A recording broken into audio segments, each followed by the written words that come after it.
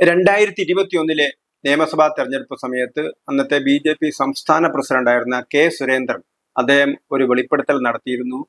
35 seat ഉണ്ടെങ്കിൽ തങ്ങൾക്ക് കേരളം ഭരിക്കാം എന്ന രീതിയിലാണ് അന്ന് അദ്ദേഹത്തിന്റെ പ്രസ്താവന പത്രങ്ങളിൽ വന്നത്. അന്ന് എല്ലാവരും അദ്ദേഹത്തെ കളിയാക്കുകയും ചെയ്തിരുന്നു. ഒരുപക്ഷെ ഇലക്ഷൻ സമയത്ത് ആരും അത് പറഞ്ഞിട്ടുണ്ടാവില്ല. BJPക്ക് പിന്നീട് സീറ്റുകളൊന്നും കിട്ടാതിരിക്കുകയും നിയമത്തെ അവരുടെ സിറ്റിംഗ് സീറ്റ് നഷ്ടപ്പെടുകയും ചെയ്ത സമയത്ത് എല്ലാവരും സുരേന്ദ്രൻ നേരെ വളങ്ങുകയായിരുന്നു ചെയ്തിരുന്നത്.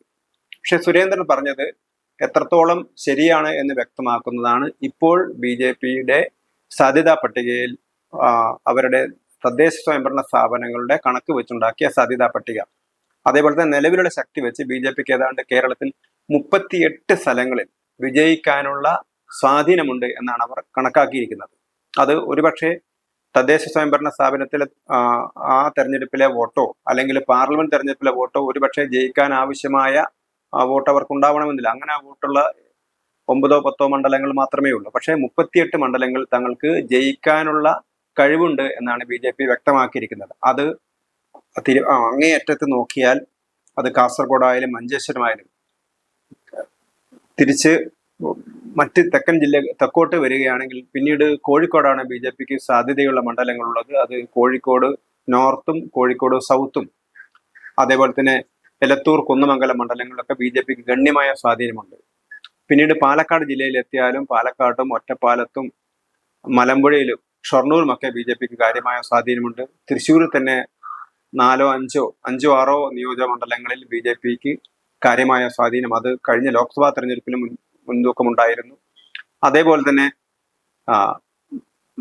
പത്തനംതിട്ട ജില്ലയിലെത്തുകയാണെങ്കിലും അവിടെയും പത്തനംതിട്ട ആലപ്പുഴ ജില്ലകളിലും കാര്യമായ സ്വാധീനം പല മണ്ഡലങ്ങളിലുണ്ട്. പത്തനംതിട്ടയിലെ ഏതാണ്ട് എല്ലാ മണ്ഡലങ്ങളിലും BJPക്ക് കാര്യമായ 5 മണ്ഡലങ്ങളിലും കാര്യമായ സ്വാധീനമുണ്ട്. ആലപ്പുഴയിൽ കഴിഞ്ഞ ലോക്സഭാ തെരഞ്ഞെടുപ്പിൽ BJPക്ക് നേട്ടമുണ്ടാക്കിയ നിരവധി മണ്ഡലങ്ങളുണ്ട്. അതേപോലെ തന്നെയാണ് കൊല്ലം ജില്ലയിലെയും നിരവധി മണ്ഡലങ്ങളിൽ, അത് കൊട്ടാരക്കരയിലായാലും കൊല്ലമായാലും ചാത്തന്നൂരായാലും വിവിധ മണ്ഡലങ്ങളിൽ BJP വളരെ കാര്യമായ ശക്തി നേടിയിരിക്കുകയാണ്. അതോടൊപ്പം തന്നെയാണ് ഈ തിരുവനന്തപുരത്തെ ഈ പ്രധാനപ്പെട്ട മണ്ഡലങ്ങളൊക്കെ തന്നെ. അങ്ങനെ ഏതാണ്ട് 38ഓളം മണ്ഡലങ്ങളിൽ BJPക്ക് വളരെ ശക്തമായ സാന്നിധ്യമുണ്ട്. ഒരുപക്ഷെ കള്ളവോട്ടുകളൊക്കെ പിടിക്കപ്പെടുകയും ഏതാണ്ട് കേരളത്തിൽ ലക്ഷക്കണക്കിന് 10-20 ലക്ഷം വോട്ടുകളാണ് ഒഴിവാകുന്നത്. അപ്പൊ ഇതൊക്കെ പലപ്പോഴും കള്ളവോട്ടുകളായിട്ടും ഇരട്ട വോട്ടുകളായിട്ടൊക്കെ പുറത്തേക്ക് വന്നിരുന്നതാണ്. അപ്പൊ ഇങ്ങനെ വോട്ടർ പട്ടിക സംശുദ്ധീകരിക്കപ്പെടുകയും അതോടൊപ്പം തന്നെ രണ്ട് മുന്നണികളും തമ്മിലുള്ള മത്സരത്തിൽ ഒരു മൂന്നാമതൊരു മുന്നണിക്ക് ഇതുവരെ കേരളത്തിൽ സ്പേസ് ഉണ്ടായിരുന്നില്ല. പക്ഷെ ഇപ്പോൾ കേരളത്തിലെ ഈ ബൈപോളാർ പൊളിറ്റിക്സിന് ഒരു മാറ്റം വന്നിരിക്കുകയാണ്. കാരണം ഇപ്പം നമുക്ക് ഇടതുപക്ഷത്തിന് വലിയ തിരിച്ചടിയാണെന്ന് തോന്നും, അല്ലെങ്കിൽ UDF ഇപ്പോൾ അധികാരത്തിൽ വരുമെന്ന് തോന്നുന്ന രീതിയിലാണ് മാധ്യമങ്ങളൊക്കെ പ്രചരണം നടത്തുന്നത്. പക്ഷേ 2010 ഇതുപോലെ തന്നെയുള്ള തദ്ദേശ സ്വയംഭരണ തെരഞ്ഞെടുപ്പിൽ വലിയ തിരിച്ചടിയാണ് ഇടതുപക്ഷത്തിനുണ്ടായിരുന്നത്. പക്ഷേ എന്തുകൊണ്ടോ UDFന് അടുത്ത തെരഞ്ഞെടുപ്പിൽ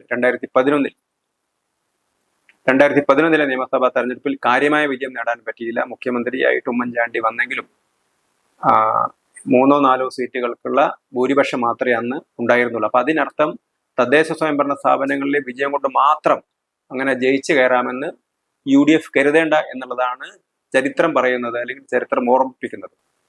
ഇപ്പോൾ ഉയർന്നു വന്നിരിക്കുന്ന ശബരിമല സ്വർണ്ണക്കൊള്ള പോലുള്ള വിഷയങ്ങൾ വൈകാരികമായിട്ട് ജനങ്ങളെ അത് ഇളക്കി മറിച്ചിരിക്കാം. അത് ഒരുപക്ഷെ UDFന് അനുകൂലമായി വന്നേക്കാം. പക്ഷെ തിരിച്ചുമുള്ള മറ്റു പല പ്രത്യാരോപണങ്ങളും ഇലക്ഷൻ സമയത്ത് ഉയർന്നു വന്നേക്കാം. കേരളത്തിൽ 10 വർഷമായിട്ട് തുടർച്ചയായി ഭരിക്കുന്ന LDFനെ മാറ്റി UDFനെ അധികാരത്തിൽ കൊണ്ടുവരുന്നതിൽ എന്തെങ്കിലും സാങ്കത്യമുണ്ടോ എന്ന് പലരും ചിന്തിച്ചു തുടങ്ങിയിട്ടുണ്ട്. കാരണം LDFനെ മാറ്റി UDFനെ കൊണ്ടുവരുന്നു, UDFനെ മാറ്റി LDFനെ കൊണ്ടുവരുന്നു.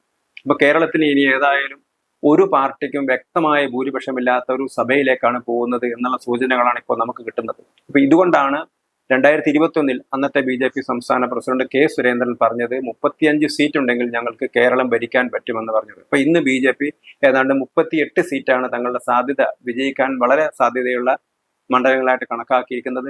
ഈ 38 സീറ്റ്, അതിൽ 35-ൽ നിന്ന് 38-ലേക്ക് വലിയ വ്യത്യാസമില്ല. അപ്പൊ ഈ 38 സീറ്റിൽ BJPക്ക് വിജയം നേടാൻ കഴിയുകയാണെങ്കിൽ, അല്ലെങ്കിൽ 38 സീറ്റ് ഇല്ലെങ്കിൽ പോലും അതിന്റെ പകുതി സീറ്റെങ്കിലും വിജയം നേടാൻ കഴിയുകയാണെങ്കിൽ കേരളത്തിലെ രാഷ്ട്രീയ ചരിത്രത്തിൽ വലിയൊരു മാറ്റമാണ് അത് ഉണ്ടാക്കാൻ പോകുന്നത്. ഒരുപക്ഷെ ഒരു മുന്നണിക്കും ഭൂരിപക്ഷം കിട്ടാത്ത ഒരവസ്ഥയിലേക്ക് കേരളം അടുത്ത 2026 തെരഞ്ഞെടുപ്പിൽ നീങ്ങുമെന്നുള്ള സൂചനകളാണ് നമുക്ക് ലഭിക്കുന്നത്.